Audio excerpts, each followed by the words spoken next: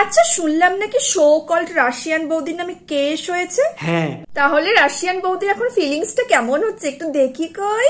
জানতে চাইছো যে আমরা কি উত্তর দেবো কি দেবো না, আমরা কিছু বলবো কি বলবো না, বাট আমার মনে হয় না, আমাদের মুখ দেখে মনে হচ্ছে আমরা টেনশনে আছি। হ্যাঁ, টেনশন হবে কি করে? তোমাদের মধ্যে মান সম্মান ইজ্জতের ভয় থাকলে তবে না টেনশন হবে। তোমাদের মধ্যে তো কোনোটাই নেই। ঠিক বলেছিস। আমি কি জামা পরবো, আমি ব্রা পরে ঘুরবো কিনা, আজকে আমি অন লাইভে বলছি, আমি কখনো বলতাম না এখন।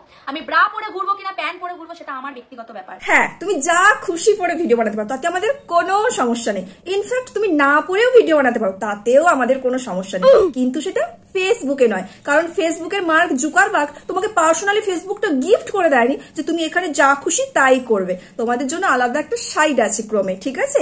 ওখানে গিয়ে তুমি যা খুশি আপলোড করতে পারো, কেউ কিচ্ছু বলবে না। আমাদের অডিয়েন্স কেন আমাদের ভালোবাসে?